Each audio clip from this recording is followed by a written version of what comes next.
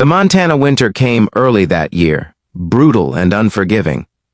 Jacob Whitmore stood on the porch of his cabin as snow fell in thick curtains, blocking out the mountains he'd called home for 15 years. At 43, he was a rancher, a widower, and a man who preferred the company of horses to people. His wife Sarah had died 3 years ago, leaving him alone on 200 acres of land that felt emptier without her.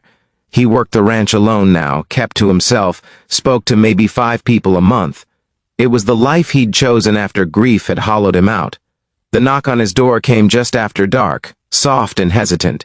Jacob almost didn't hear it over the wind. When he opened the door, he found a young woman standing in the snow, shivering violently. She was Native American, maybe mid-20s, wearing traditional dress that was beautiful but entirely inadequate for the blizzard raging around her. The buckskin was adorned with intricate beadwork, white feathers, and red patterns that spoke of careful craftsmanship, but it was thin, designed for ceremony rather than survival. Her long black hair was braided and dusted with snow.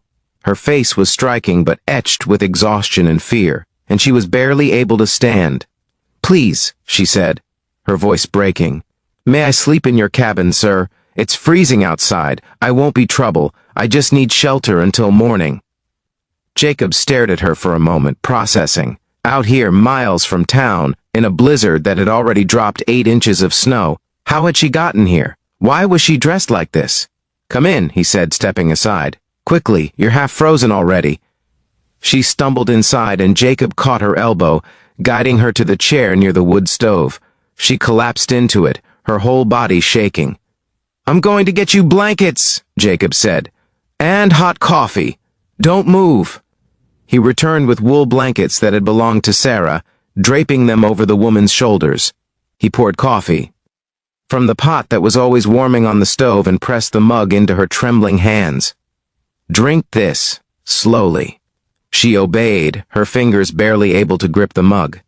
Jacob crouched by the stove, adding more wood, building the fire higher. The cabin was small, one main room with a sleeping loft, but it was solid and warm. "What's your name?" Jacob asked. "Ayanna," she said quietly. "Ayanna Red Cloud. I'm from the Northern Cheyenne Reservation, about 30 miles east of here." "30 miles?" Jacob's voice sharpened. "In this storm? How did you get here?" Ayanna looked down at the coffee. "I was running. Got turned around in the snow. I don't know exactly how far I came.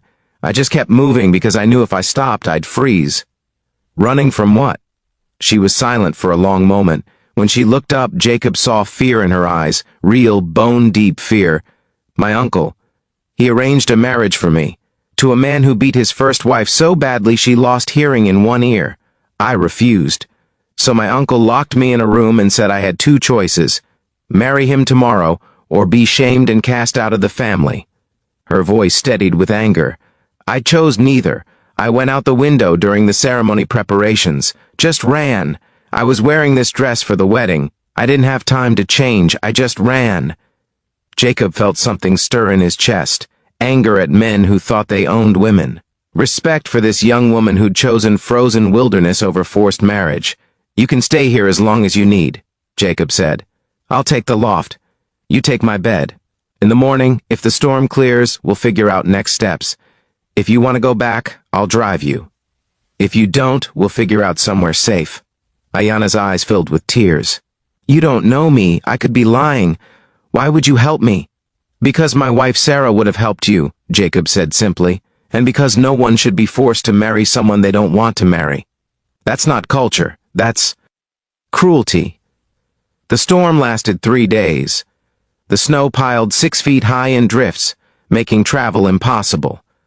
Jacob and Ayanna were trapped together in the small cabin, and in those 3 days, they talked more than Jacob had talked to anyone in 3 years. Ayanna told him about her life on the reservation, about being raised by her grandmother after her parents died in a car accident when she was 10, about her uncle taking control of her life after her grandmother passed 2 years ago, about her love of traditional crafts, and her dream of opening a business selling beadwork and weavings.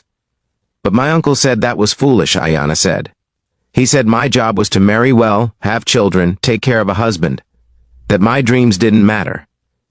Jacob told her about Sarah, about building this ranch together, about her battle with cancer and the 2 years he'd spent watching her fade, about the loneliness that had settled into his bones after she died.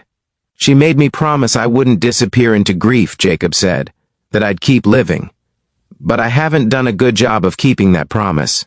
I work, I sleep. That's about it." "Grief isn't something you get over," Ayanna said gently. "My grandmother told me that. She said grief is love with nowhere to go. You don't stop loving someone just because they're gone." On the fourth day, the storm broke. The sky cleared to brilliant blue and the world was buried in white. Jacob spent the morning shoveling paths and checking on his horses in the barn. When he came back inside, Ayanna had made breakfast with the supplies she'd found in his kitchen. "I should call someone," Jacob said. "Let people know you're safe. Your family will be worried." "My uncle won't be worried," Ayanna said quietly. "He'll be angry. And the man I was supposed to marry, he's not a good person. If I go back, they'll lock me up until I agree to the marriage. Or worse." "Then you don't go back," Jacob said. "Not to them. But you have rights. Legal rights. I know a lawyer in town, someone who handles cases like this. We can get you protection. Make sure you're safe." Over the next 2 weeks, that's exactly what they did. Jacob drove Ayanna to meet with a lawyer who specialized in indigenous rights.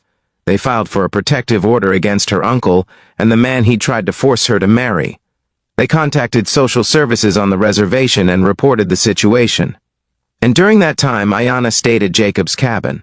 She helped with the ranch work. She cooked meals that filled the house with scents it hadn't known since Sarah died. She talked to him about Sarah, asking questions, letting him remember without feeling guilty for moving forward. "She sounds like she was wonderful," Ayanna said one evening. "She was," Jacob agreed. "And she would have liked you. She always said the strongest people are the ones who run toward freedom even when the path is terrifying." 2 months after that snowy night, Ayanna moved into town. Jacob helped her rent a small studio apartment and set up a workshop for her beadwork. She started selling her crafts at local markets and online, building the business she'd always dreamed of. But she came out to the ranch 3 times a week. To help with chores, she said. To learn ranching, she claimed. Really, both of them knew it was because they'd become each other's family. One spring evening, a year after the night Ayanna had knocked on his door, Jacob found her sitting on the porch at sunset. She'd brought dinner, as she often did. They ate together and watched the mountains turn pink and gold. "I've been thinking," Jacob said carefully, "about asking you something, but I don't want you to feel pressured, or like you owe me anything. Because you don't." Ayanna looked at him with those dark eyes that had been frightened once but were strong now. "What do you want to ask?" "I want to ask if you'd consider staying. Here, permanently, not as a guest or a ranch hand, as my partner, in all the ways that word can mean." He paused. "I'm 20 years older than you, I know that, and you've been through trauma. The last thing you need is another man trying to control your life. So if the answer is no, nothing changes. You're still family, you're still welcome here. But I needed you to know that I love you. That somewhere between that first night and now, my grief made room for joy again. And that joy is you." Ayanna was quiet for a long moment. Then she smiled, the first truly carefree smile Jacob had seen from her. "I ran through a blizzard in a wedding dress to escape being trapped in a marriage I didn't choose. Why would I say no to a marriage I'm freely choosing? Yes, Jacob. Yes to all of it. To partnership. To building something together. To choosing each other." They were married 6 months later in a small ceremony that honored both their traditions. Ayanna wore buckskin she'd made herself, this time with a warm coat over it. Jacob wore his best suit and Sarah's wedding ring on a chain around his neck, with Ayanna's blessing. At the reception, Ayanna's grandmother's sister, who'd secretly supported her escape and reconnected with her afterward, gave a toast. A year ago, Ayanna ran from a prison. Tonight, she runs toward freedom. That's the difference between force and choice. One makes you smaller, the other lets you grow. If this story touched you, please like and share it with someone who needs reminded that running toward freedom is always braver than staying in captivity. Subscribe for more stories about choosing your own path. And comment below about a time you took a risk to choose freedom over safety. Your courage might inspire someone else to take that leap today.